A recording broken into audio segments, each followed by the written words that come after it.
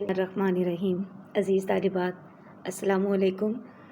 آج ہم مرزا اسد اللہ خان غالب کو پڑھیں گے اور آپ کی درسی کتاب میں ان کی غزل شامل ہے جو کہ غزل نمبر 5ویں بنتی ہے۔ ٹھیک ہے، تو شروع کرتے ہیں۔ بسم اللہ الرحمن الرحیم۔ بس کہ دشوار ہے ہر کام کا آساں ہونا، بس کہ دشوار ہے ہر کام کا آساں ہونا، آدمی کو بھی میسر نہیں انسان ہونا۔ عزیز طالبات، اگر آپ غور کریں تو اس میں آساں اور انسان دونوں کے اندر نون غنہ نہیں ڈالا گیا۔ وزن کے مطابق آپ نے بھی اس کو ایسے ہی پڑھنا ہے۔ مرزا اسد اللہ خان غالب کسی بھی تعارف کے محتاج نہیں ہیں۔ آپ برِ صغیر پاک و ہند کے ایسے نامور شعراء میں شمار ہوتے ہیں کہ آپ کا شمار پوری دنیا میں ہے۔ غالب آپ کا تخلص ہے اور پورا نام مرزا اسد اللہ بیگ ہے۔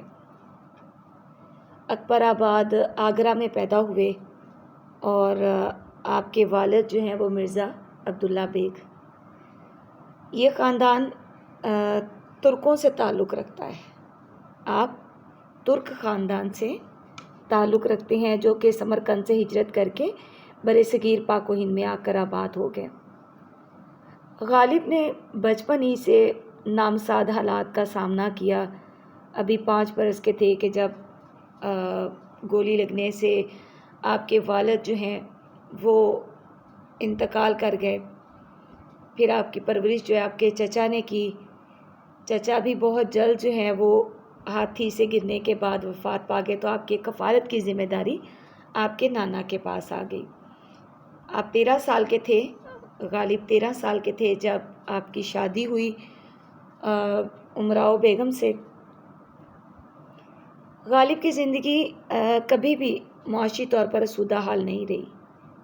اس دور میں چچا کی پینشن پر گزارا ہوتا تھا، وہ بند ہوئی تو غالب کے حالات مزید خراب ہو گئے۔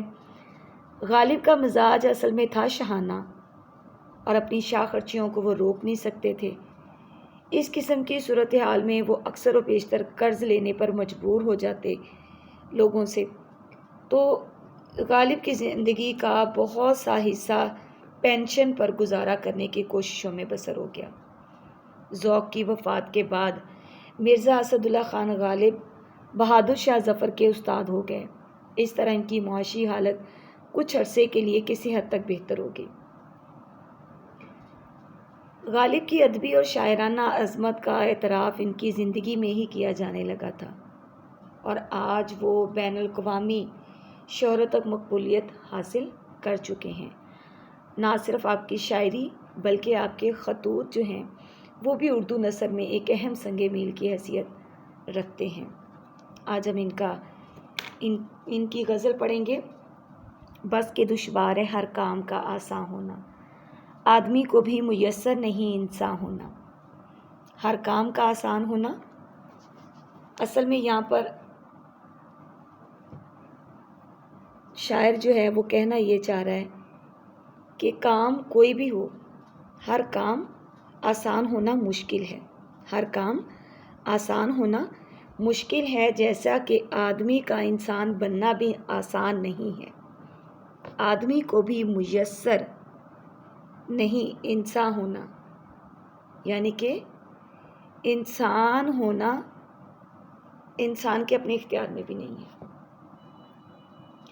عام طور پہ شعر کا مفہوم یہ لیا جاتا ہے کہ یہ مشکل بات ہے ہر کام آسان ہو، یعنی بعض کام آسان ہوتے ہیں اور بعض مشکل ہوتے ہیں۔ آدمی کا انسان ہونا آسان نہیں، مشکل کام ہے۔ اس لیے ہر آدمی ضروری نہیں کہ انسان بھی کہلانے کا مستحق ہو، یعنی انسان بھی ہو۔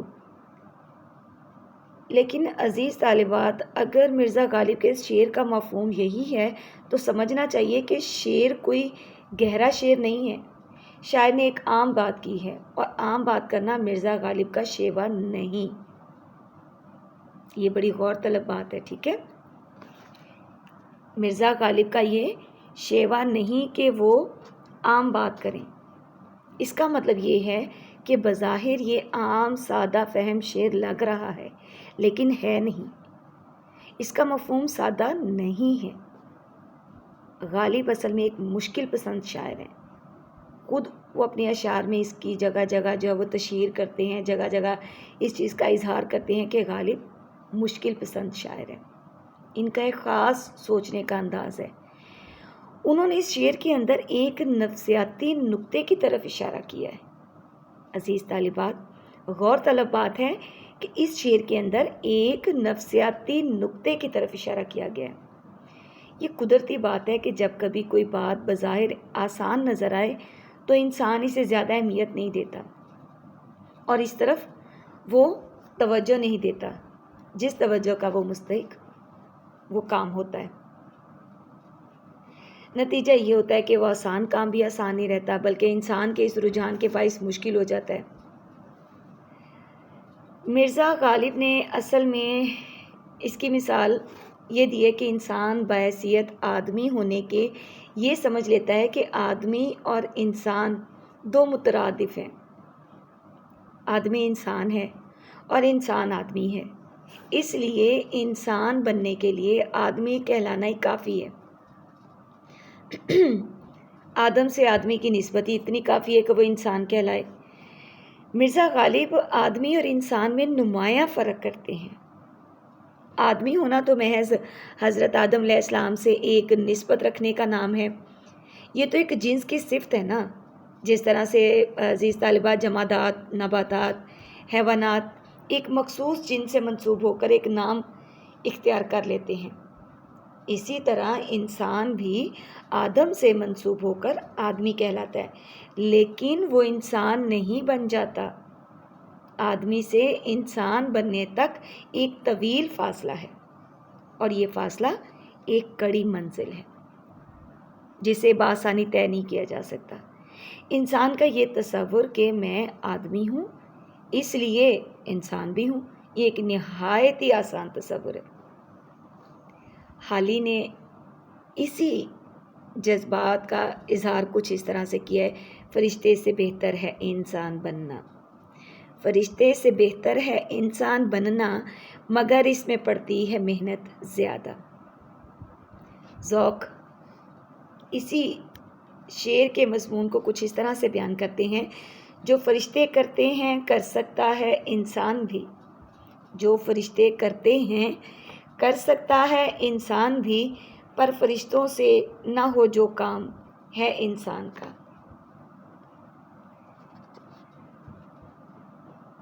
آپ یہ سمجھ لیں کہ جوش ملے نے اس شعر کو جو آسان رنگ دینے کی کوشش کی ہے وہ میں آپ کے ساتھ شیئر کر دیتی ہوں۔ ایک شاعرانہ استدلال ہے جس سے بہتر ایک شاعر استدلال نہیں کر سکتا۔ ڈاکٹر فرمان فتح پوری نے اسی شعر کے اوپر اتنی خوبصورت جو ہے وہ تحریر لکھی ہے، وہ بیان کرتے ہیں اسی شعر کے بارے میں: بس کے دشوار ہے ہر کام کا آسان ہونا، آدمی کو بھی میسر نہیں انسان ہونا۔ ڈاکٹر فرمان فتح پوری لکھتے ہیں: ایک بڑی حقیقت کو غالب نے اس شعر میں جس خوبصورتی اور سادگی سے بیان کر دیا ہے وہ ہر طرح قابل تحسین ہے۔ عزیز طالبات، میں نے آپ کو پہلے بھی نظم کی تشریح کے دوران بھی یہ بات سمجھائی تھی کہ جب بھی آپ غزل یا نظم کی تشریح کریں گی شعر کی، آپ نے اس کے اندر اقتباس، قرآن پاک کی آیات، احادیث، تراجم لکھ سکتی ہیں، قول بھی لکھ سکتی ہیں، ٹھیک ہے۔ ریلیونٹ اشعار تو لکھنے ہی ہوتے ہیں ریفرنس کے طور پہ کہ آپ کو یہ بات اس طرح سے سمجھ آئی، آپ نے اپنی تشریح کے ریفرنس میں جو اشعار لکھنے ہوتے ہیں ساتھ میں آپ نے اس طرح سے اقتباسات بھی لکھنے ہیں جو کہ آپ کو بہت اچھے مارکس دے گا، ٹھیک ہے۔ تو ڈاکٹر فرمان فتح پوری نے جو میں نے آپ کو ابھی بتایا ہے وہ آپ نے اس کے اندر ضرور تحریر کرنا ہے، ٹھیک ہے۔ اس سے انشاءاللہ امید ہے کہ آپ کو بہت اچھے مارکس ملیں گے۔ اور ایک بات میں اور آپ کو بتاتی چلوں کہ آپ نے جب نظم کی تشریح کرنی ہے تب بھی ہر شعر کی الگ الگ تشریح کرنی ہے۔ سب سے پہلا سوال جو ہوتا ہے وہ آپ کا آبجیکٹیو ہوتا ہے، معروضی ہوتا ہے 20 نمبر کا، اور اس کے بعد آپ کو وہ تو آپ سے لے لیا جاتا ہے آدھے گھنٹے کے بعد۔ اس کے بعد جو آپ کو پیپر دیا جاتا ہے اس کے اندر سب سے پہلے آپ کا حصہ نظم ہوتا ہے، جو کہ آپ کا 15 نمبر کا ہوتا ہے، 10 نمبر کا ہوتا ہے، معذرت کے ساتھ 10 نمبر کا ہوتا ہے، اور 1 نمبر آپ کا شاعر کے نام اور 1 نمبر آپ کے نظم کے نام کے ہوتا ہے، اور اس کے بعد باقی آپ کے ڈویژن کی جاتی ہے آپ کے 3 اشعار کے اوپر، ٹھیک ہے۔ تو آپ نے اس بات کو مد نظر رکھنا ہے کہ آپ نے نظم کو کبھی بھی اکٹھا بیان نہیں کرنا، آپ کو نمبر نہیں ملیں گے، پوری تشریح کراس کر دی جائے گی۔ کوشش کریں کہ اس کو الگ الگ ڈیفائن کریں، یعنی کہ آپ پہلا شعر جو ہے اس کو لکھیں گی، اس کی تشریح کریں گی، پھر دوسرا شعر لکھیں گی، اس کی تشریح کریں گی، تیسرا شعر لکھیں گی، اس کی تشریح کریں گی۔ اسی طرح سے آپ کا جو جز بے ہوگا غزل کا حصہ، اس میں بھی 3 اشعار دیے جائیں گے۔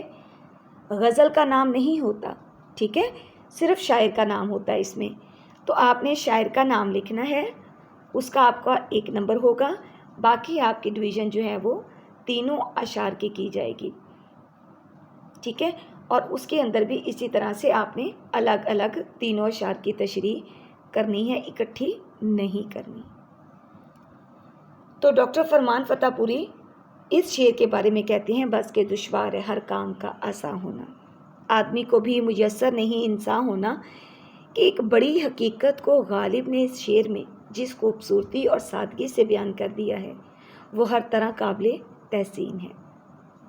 اور مولانا الطاف حسین حالی یادگار غالب میں اسی شعر کے بارے میں کہتے ہیں کہ بادی النظر میں یہ ایک معمولی بات معلوم ہوتی ہے، مگر غور سے دیکھا جائے تو بالکل اچھوتا خیال ہے۔ دعویٰ یہ ہے کہ دنیا میں آسان سے آسان کام بھی دشوار ہے، اور دلیل یہ ہے کہ آدمی جو عین انسان ہے اس کا بھی انسان بننا مشکل ہے۔ یہ منطقی استدلال نہیں بلکہ شاعرانہ استدلال ہے، جس سے بہتر ایک شاعر استدلال نہیں کر سکتا۔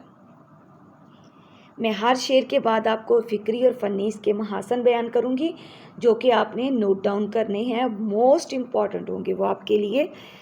اس شعر کا فکری و فنی محاسن کیا ہو سکتا ہے؟ نمبر 1، شعر عام فہم ہے۔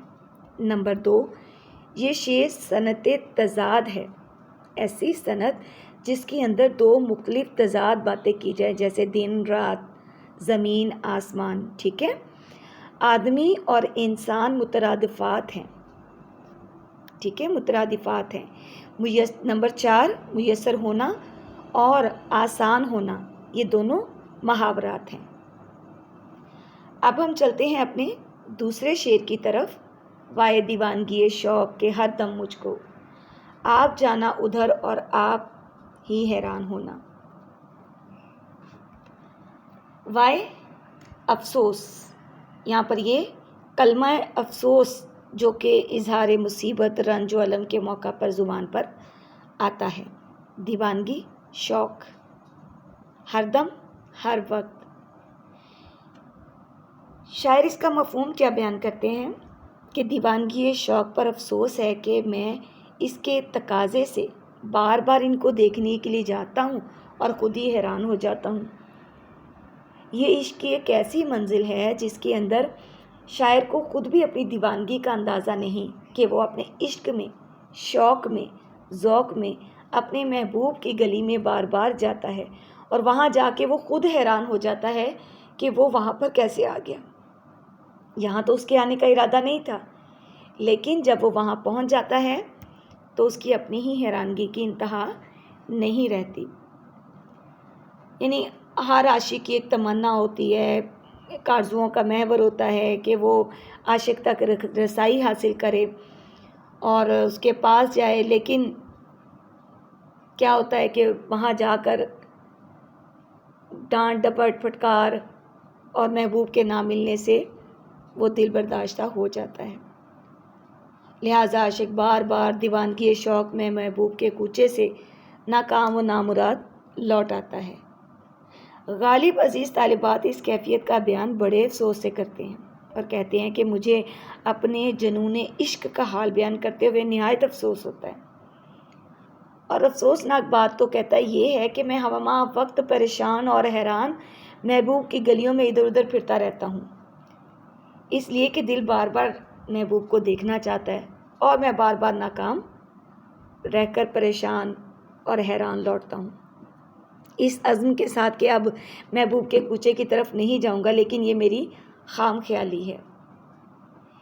دوسرے شعراء کے ہاں بھی اسی مضمون کو بڑے خوبصورت انداز میں غالب کی اس پوری غزل کو عزیز طالبات بہت سارے شعراء اکرام نے اپنی اپنی شاعری کا جو ہے وہ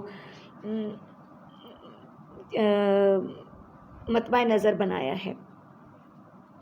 مصفی اسی مضمون کے اوپر خیال بیان کرتے ہیں: تیرے کوچے اس بہانے مجھے دن سے رات کرنا، تیرے کوچے اس بہانے مجھے دن سے رات کرنا، کبھی اس سے بات کرنا کبھی اس سے بات کرنا۔ ناصر کاظمی بیان کرتے ہیں: چلے تھے اور کسی راستے کی دھن میں مگر، چلے تھے اور کسی راستے کی دھن میں مگر، ہم اتفاق سے تیری گلی میں آ نکلے، ہم اتفاق سے تیری گلی میں آ نکلے۔ اس کے فکری اور فنی محاسن کیا ہو سکتے ہیں؟ اس سے زیادہ اس شعر کی تشریح جو ہے وہ بیان کرنے کی ضرورت نہیں ہوگی آپ کو، کیونکہ یہ ایک سادہ سا شعر ہے۔ اردو شاعری میں جس طرح سے ایک عاشق اپنے جذبات کا اظہار کرتا ہے، بالکل اسی طرح سے اس کے اندر بھی بیان کیا گیا ہے، تو اس کے فکری اور فنی محاسن جو ہیں وہ کیا ہو سکتے ہیں؟ آپ اس کو بیان کر سکتی ہیں کہ یہ شعر سادہ، آسان اور عام فہم ہے۔ دیوانگی شوق اصل میں خوب ترکیب ہے، ٹھیک ہے۔ تیسرا پوائنٹ اس کا آپ بنا سکتی ہیں کہ شعر میں شوکت الفاظ موجود ہیں۔ نمبر 4 اس کا جو پوائنٹ بن سکتا ہے، یہ شعر ایک عاشق کے جذبات کا بہترین مترجم ہے یا بہترین ترجمان ہے، ٹھیک ہے۔ تیسرا شعر ہے آپ کی غزل کا: عشرت قتل گئے اہل مت پوچھ، عید نظارہ ہے شمشیر کا عریاں ہونا، عید نظارہ ہے شمشیر کا عریاں ہونا۔ عشرت خوشی، نشاط، قتل گئے مقتل، اہل تمنا آرزو والے، عید نظارہ عید کا منظر، عریاں ہونا ننگا ہونا یا برہنہ ہونا۔ پہلے ہم اس کا مفہوم سمجھ لیتے ہیں کہ اہل تمنا کے قتل گاہ کی خوشی مت پوچھ، کہ ان کے لیے ننگی تلوار عید کا نظارہ ہے۔ اب یہ آپ لوگوں کے لیے بڑی حیرت کی بات ہوگی کہ ایک تو شمشیر کا ذکر آیا، پھر قتل گاہ کا ذکر آیا، پھر عید کے نظارے کا ذکر آیا، تو یہ کیا مسٹری ہے؟ اصل میں غالب نے اس شعر کے اندر جو مضمون باندھا ہے وہ عشق میں جان دینے سے قبل ملنے والی جو تکلیفیں، صحبتیں اور اذیتیں ہیں، وہ عاشق کے لیے کرب اور دکھ کی بجائے لذت اور تسکین اور لطف کا باعث ہے۔ میری بات سمجھ آ رہی ہے عزیز طالبات؟ کہ غالب نے، میں نے آپ کو پہلے بھی بتایا کہ تعارف میں جس طرح سے آپ کو بیان کیا تھا کہ غالب رنگین مزاج بھی تھے، شوقین مزاج بھی کہہ سکتے ہیں۔ اپنے شوق میں کبھی بھی انہوں نے اپنی معاشی حالات کو جو ہے وہ رکاوٹ نہیں بننے دیا، اپنے جذبات اور احساسات کے اندر رہ کر انہوں نے اپنا ایک نوابی رنگ، کیونکہ نوابی خاندان سے تھے، ترک خاندان سے تھے، تو نوابی رنگ رکھ رکھاؤ ہر جگہ نظر آیا۔ اب ایک عاشق کے لیے محبوب کی گلی میں جانا، وہاں جا کے قتل ہونا، بڑے اعلیٰ جو ہے وہ جذبات اور احساسات کا اظہار جو ہے وہ یہاں پر غالب کر رہے ہیں۔ یہ انداز، یہ بیان جو ہے وہ غالب کا ہی ہو سکتا ہے۔ غالب بیان کرتے ہیں کہ بجائے اس کے کہ کرب اور دکھ کا باعث ہو، یہ میرے لیے لذت ہے، تسکین اور لطف کا باعث ہے کہ میں محبوب کی گلی میں جاؤں۔ وہ میرے لیے محبوب کی گلی نہیں ہے بلکہ قتل گاہ ہے، ایک ایسی قتل گاہ جہاں پر عشرت ملتی ہے، خوشی ملتی ہے، سکون ملتا ہے، نشاط ملتا ہے۔ تو شاعر کہتا ہے کہ میرے لیے تلوار دیکھ کر جو مسرت ملتی ہے وہ بیان سے باہر ہے، میں اس کو بیان نہیں کر سکتا۔ کسی بھی عام شخص کے لیے ہاتھ میں تلوار دیکھ کر انسان جو ہے وہ خوف و غم کا شکار ہو جاتا ہے، مگر محبوب کے ہاتھ میں پکڑی تلوار جو ہے وہ عاشقوں کے لیے سوغات ہوتی ہے۔ اب اس شعر کے اندر بھی سادگی کے ساتھ ایک محبوب کے جذبات و احساسات کو بڑے ہی خوبصورت انداز میں، بڑے انوکھے انداز میں شاعر نے شمشیر کے عریاں ہونے سے تشبیہ دی ہے۔ زیر شمشیر ستم میر تڑپنا کیسا، زیر شمشیر ستم میر تڑپنا کیسا، سر بھی تسلیم محبت میں ہلایا نہ گیا، سر بھی تسلیم محبت میں ہلایا نہ گیا۔ یہ میر نے بڑے ہی خوبصورت انداز میں اسی شعر میں اپنے جذبات کا اظہار کیا ہے۔ اور بہادر شاہ ظفر کیا کہتے ہیں؟ زخم تیغ عشق کھانے میں ہے کیا کیا لذتیں، زخم تیغ عشق کھانے میں ہے کیا کیا لذتیں، اور نمک پاشی بھی ہو تو پرمزہ داری ہے۔ اور اصل میں اس شعر کے اندر بھی شمشیر اور حلال میں تشبیہ ہے، جس کی بڑی اچھی تشریح جو ہے وہ جوش ملے ثانی نے اب شرح دیوان غالب میں اس شعر کی تشریح میں لکھتے ہوئے کی ہے۔ جوش ملے ثانی کہتے ہیں کہ شمشیر اور حلال میں تشبیہ ہے۔ عید کا چاند دیکھ کر تلوار کو دیکھنے کا بھی رواج ہے، مطلب یہ کہ وہ شمشیر کو عید کا چاند خیال کرتے ہیں۔ اب اہل تمنا کیا ہے؟ یہ صاحبان عشق و وفا ہے، جو کہ قتل ہونے کے لیے محبوب کی گلی جاتے ہیں اور اس کو قتل گاہ سمجھتے ہیں کہ جو وہ ایسی قتل گاہ ہے جو کہ خوشی کا باعث ہے، اور جب وہاں پر تلوار نکلتی ہے مارنے کے لیے، اب عزیز طالبات تلوار ضروری نہیں ہے کہ ایک بظاہر تلوار بھی ہو، ٹھیک ہے، جز بول کر کل مراد لینا، یہ ایک گرامر کا ایک اصول ہے۔ اب اس میں مراد جو ہے وہ محبوب کی دو دھاری تلوار جیسی زبان بھی ہو سکتی ہے کہ وہ اپنی زبان کے ذریعے ہی اتنا گھائل کر دے یا اپنی نظروں کے ذریعے ہی اس قدر گھائل کر دے کہ اس کے تیر اس طرح لگیں جس طرح سے ایک تلوار سے کسی کو قتل کیا گیا۔ تو عاشقوں کے لیے محبوب کی نظریں، محبوب کا رویہ کسی تلوار سے کم نہیں ہوتا، کیونکہ وہ تو اس کے عشق میں اس گلی تک جاتا ہے۔ تو یہاں پر اصل میں محبوب کے ہاتھ میں ننگی تلوار دیکھتے ہوئے وہ سمجھتے ہیں کہ وہ ایک قتل گاہ میں آ گئے، ان کے لیے وہ ہلال عید تصور کرتے ہیں، اور عید کی خوشیوں کا سما ان کی آنکھوں میں پھر جاتا ہے کہ محبوب کا دیدار بھی ہو گیا اور بے شک تلوار سے پھر گھائل ہو جائے، چاہے وہ زبان ہو چاہے وہ اس کی آنکھیں ہوں۔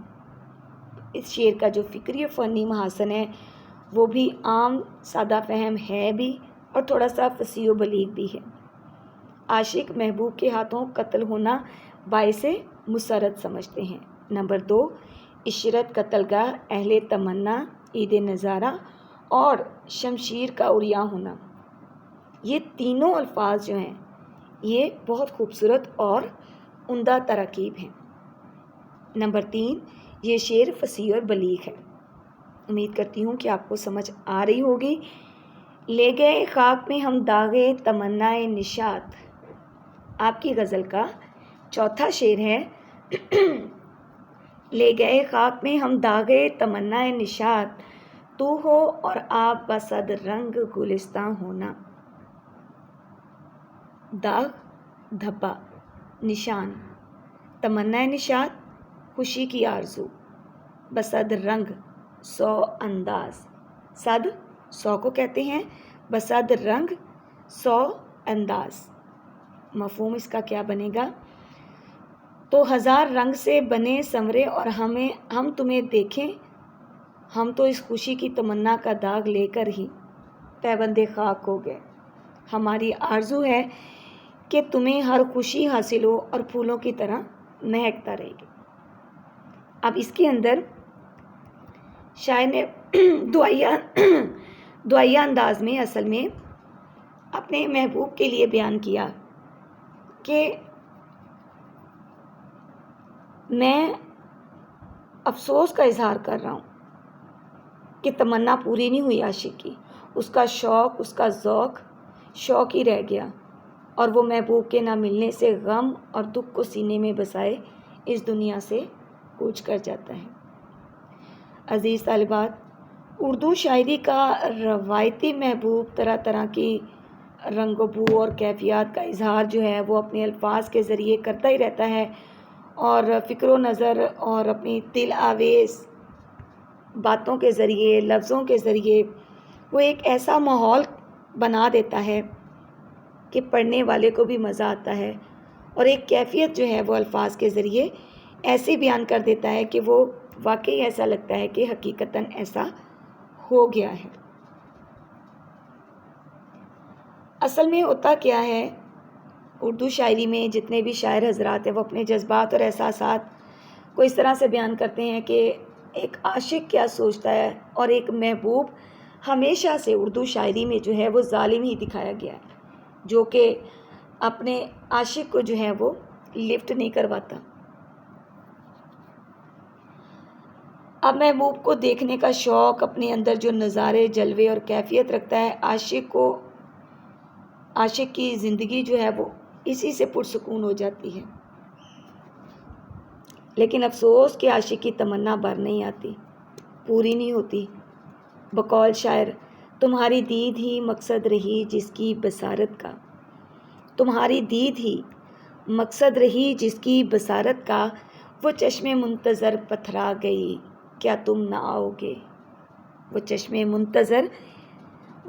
منتظر پتھرا گئی کیا تم نہ آؤ گے. اصل میں ایک اس شعر کے اندر غالب نے جو ہے وہ نامراد عاشق کا روپ جو ہے وہ دھارا ہے.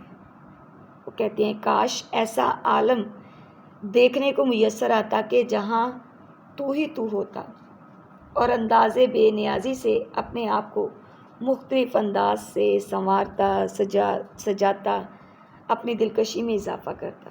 ہم تمہیں دیکھ کر سکون قلبی حاصل کرتے. لیکن شاعر کیا کہتا ہے، لیکن افسوس کہ ہماری تمنا تشنائے تکمیل نہ ہو سکی. تو ہو اور آپ بصد رنگ گلستاں ہونا. کہ میری یہ خواہش، پہلے ہم پیچھے تھوڑا سا معذرت کے ساتھ چلتے ہیں. لے گئے خاک میں ہم داغے تمنا نشاط، کہ میری یہ جو خوشی کا باعث بننے والی خواہش تھی، افسوس کی بات ہے کہ وہ میں منو مٹی تلے لے چلا. میں خاک تلے اس کو لے کر جا رہا ہوں. میری کیا خواہش تھی کہ تو ہو اور آپ بصد رنگ گلستاں ہونا. جس طرح سے گلستان کے اندر ہزاروں رنگ ہوتے ہیں، 100 کے قریب رنگ ہوتے ہیں، بالکل تمہارا سجنا سورنا ہمارے لیے کسی آب حیات سے کم ثابت نہ ہوتا. لیکن افسوس کہ تم نے اپنے آپ کو مختلف انداز سے سجانا سنوارنا تو کیا میری اس خواہش کو بھی پورا نہیں کیا. آتش عشق جی جلاتی ہے، آتش عشق جی جلاتی ہے، یہ بلا جان پہ ہی آ جاتی ہے، یہ بلا جان پر ہی آ جاتی ہے. ہماری قسمت نے، غالب کہتا ہے، کہ ساتھ نہیں دیا اور اس کی تمنا کی تکمیل سے جو خوشی مسرت ہمیں نصیب ہونی تھی، اس کا داغ لیے ہی ہم اس دنیا سے جا رہے ہیں. ناصر کاظمی نے اس کیفیت کا اظہار بڑے خوبصورت انداز میں کیا ہے. وہ کہتے ہیں کہ وہ ہجر کی رات کا ستارہ، وہ ہم نفس، وہ ہم سخن ہمارا، صدا رہے اس کا نام پیارا، سنا ہے کل رات مر گیا وہ. اس کے فکری اور فنی محاسن میں سے جو ہے وہ کیا ہو سکتے ہیں وہ آپ نوٹ ڈاؤن کریں کہ شاعر کی محبوب کو مختلف انداز سے دیکھنے کی خواہش جو ہے وہ تشنا تکمیل رہ گئی، حتیٰ کہ وہ خالق حقیقی سے جا ملا. عزیز طالبات، اس شعر میں جو ہے وہ رعایت لفظی کا خوب استعمال ہوا ہے. داغ کو گل سے تشبیہ دی جاتی ہے اور رنگ بامانی انداز ہے، مگر یہ بھی داغ اور گل کی رعایت سے آیا ہے، اور رنگ گل کی طرح یہ استعمال میں دلکش ہے۔ تیسرا فکری اور فنی محاصر اس کا کیا ہو سکتا ہے کہ داغے تمنا نشاط اور بصد رنگ گلستہ ہونا، یہ دونوں ہی خوب تراکیب ہیں۔ چوتھا پوائنٹ آپ اس کا بیان کر سکتی ہیں کہ یہ شعر جو ہے وہ جذبات اور احساسات اور عشقیہ خیالات سے لبریز ہے۔ پانچواں ہو سکتا ہے کہ روانی اور سلاست اس شعر کا جو ہے وہ خاصہ ہے، جو کہ غالب کا درہ امتیاز ہے۔ امید کرتی ہوں کہ آپ کو سمجھ آ رہا ہے۔ غالب کی غزل کا پانچواں شعر اس کی شخصیت کو اس طرح سے اجاگر کرتا ہوا نظر آتا ہے کہ لگتا ہے کہ یہ غالب کا ہی شعر ہو سکتا تھا۔ عشرت پارہ دل زخم تمنا کھانا، لذت ریشہ جگر غرق نمکداں ہونا۔ عشرت خوشی، پارہ دل دل کا ٹکڑا، زخم کھانا صدمہ اٹھانا، ریش زخم۔ ریش جو ہے وہ اصل میں اردو میں بچوں تنہا استعمال نہیں ہوتا، صرف مرکبات میں استعمال ہوتا ہے، ٹھیک ہے۔ غرق ہونا، مصروف ہونا، مشغول ہونا یا نشے میں چور ہونا۔ نمکدان، نمک رکھنے کا برتن۔ مفہوم اس کا کیا ہو سکتا ہے کہ دل کے ٹکڑے کی خوشی تمنا کے صدمے اٹھانے میں ہے۔ تمنا کیا ہے؟ خواہش، خواہش کے صدمے اٹھانے میں ہے، اور جگر کے زخم کی لذت نمکدان میں غرق ہونے میں ہے، یعنی زخموں پر نمک چھڑکا جاتا رہے۔ یہ غالب ہی کہہ سکتا تھا کہ دل کی خوشی کیا ہے کہ ہر وقت جو ہے وہ زخم رستے رہیں، دل زخمی زخمی رہے، اور جگر جو ہے اس کی لذت ریشہ جگر، اور جگر جو ہے اس کا ریشہ ریشہ ہونا لذت کا باعث ہے، اور اس کو لذت کیسے ملتی ہے کہ اس کے زخموں کے اوپر ہر وقت نمک چھڑکا جائے۔ یہ بڑی اذیت ناک ایک بات ہوتی ہے کہ زخموں کے اوپر جب نمک چھڑکا جائے۔ اب یہاں پر محاورتاً کہا گیا ہے، محاورتاً کس طرح سے کہا گیا ہے؟ حقیقتاً تو ایسا نہیں ہوتا ہے نا، کوئی بھی ظالم کہ زخموں کے اوپر جو ہے وہ نمک چھڑکے۔ اب ایک انسان دکھی ہے، اور دکھی انسان کے بجائے اس کے ساتھ ہمدردی کرنے کے لوگ اس کو جب تانے تشنے دیں تو کیا ہوتا ہے؟ اس کے زخموں پر نمک پاشی کی جاتی ہے۔ تو یہاں پر غالب کا بھی یہی مفہوم ہے۔ ہر لحظہ نئے طور، نئی برق تجلی، اللہ کرے مرحلہ شوق نہ ہوتا ہے۔ اقبال نے یہ بڑا خوبصورت جو ہے وہ انداز اسی رنگ میں بیان کیا ہے۔ اصل میں عزیز طالبات، غالب کہتے ہیں کہ دل کے لیے سامان ترب یعنی خوشی کا باعث، سامان عیش و عشرت یہ ہے کہ اس کا دل جو ہے وہ پارا پارا رہے، ٹکڑے ٹکڑے دکھ درد میں مبتلا رہے، اور اس کی خواہش ہے کہ زخم جو ہے وہ اس کو لگتے رہیں، ہر وقت کسی نہ کسی آرزو، شوق اور تمنا کو سینے سے لگائے رکھیں۔ اب آرزو کا ناکام رہنا انسان کو چاق و چوبند رکھتا ہے، یہ ایک انسانی فطرت ہے۔ آرزو پوری ہو جائے تو آگے بڑھنے کا عمل رک جاتا ہے۔ اسی طرح اگر کوئی زخم نہ ہو، دل میں کوئی دکھ درد تکلیف نہ ہو، تو انسان کی زندگی جو ہے وہ سکون سے گزرے، اور سکون جو ہے وہ محال ہے اس قدرت کے کارخانے میں۔ تو جسم کو، روح کو بے سکون رہنا چاہیے، یہ غالب کہنا چاہ رہے ہیں۔ وہ یہ بیان کرنا چاہ رہے ہیں کہ عاشق کے لیے محبت کی راہ میں پیش آنے والا غم جو ہے وہ غم نہیں ہوتا۔ عاشق کو محبوب کے جو ظلم و ستم، وہ تکلیف کی بجائے آرام، رنج کی بجائے راحت، دکھ کی بجائے سکھ، کرب کی بجائے ترب میں مبتلا رکھتے ہیں، اور ظلم و ستم اس کو مزہ دیتے ہیں، اور وہ ایک نئی کیفیت سے روشناس ہوتا ہے۔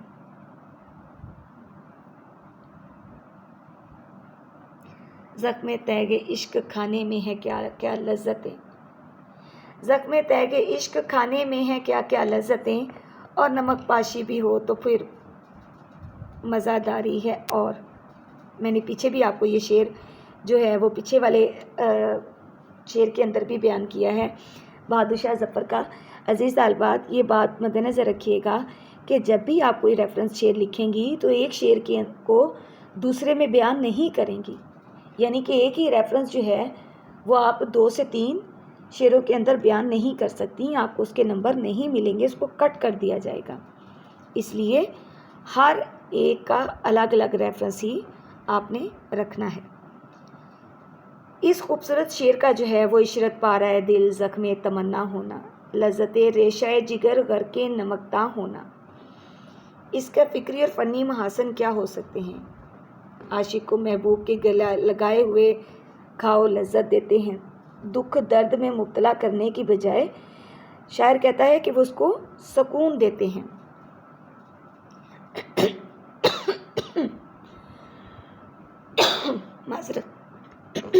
معذرت اس شعر کے دونوں مصرے اصل میں جو ہے وہ حسن بندش کے لحاظ سے تقابل کی شان رکھتے ہیں اور بہت مضبوط ہیں۔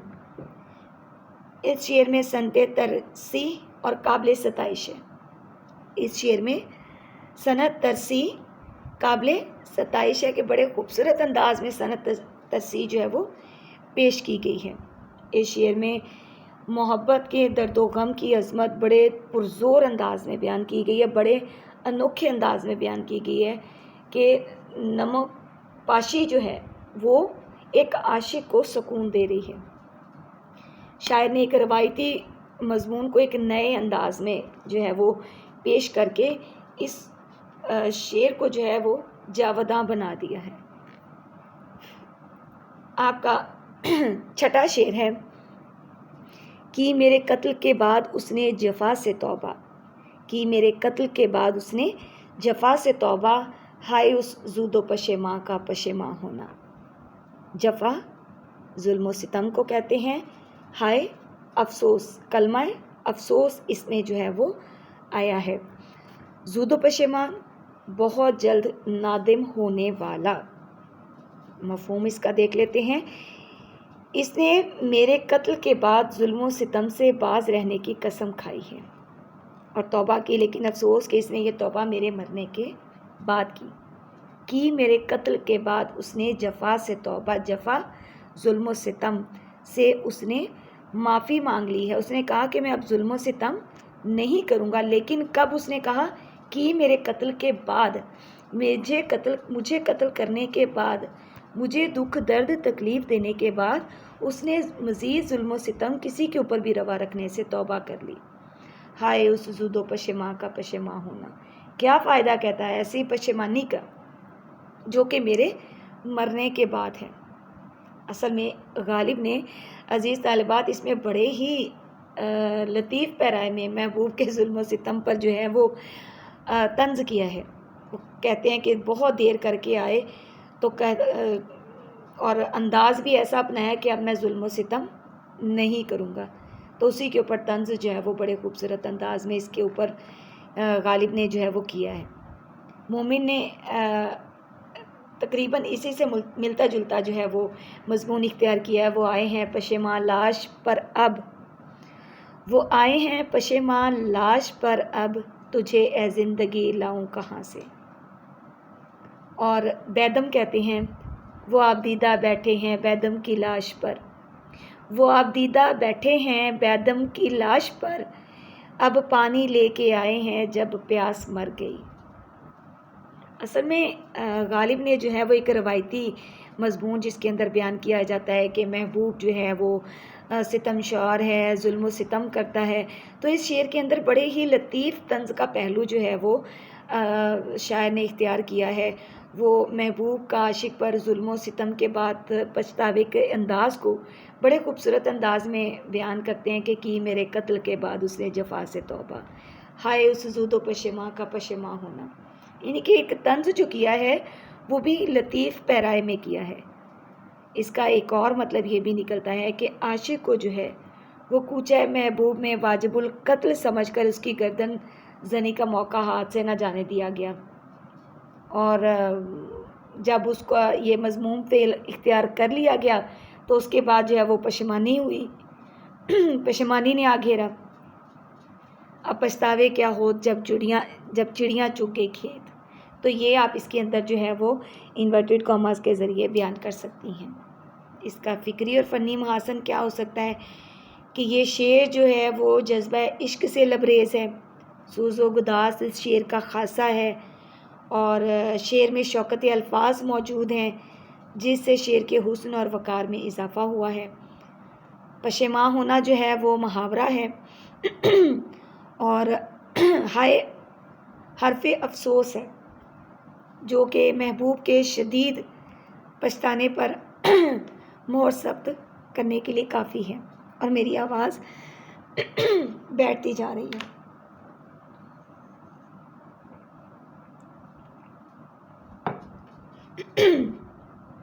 آخری شعر ہے. عموماً عزیز طالبات بچے یہ سمجھتے ہیں، بلکہ اکثر آتا بھی نہیں ہے، کہ جس کے اندر جو ہے وہ تخلص استعمال کیا گیا ہو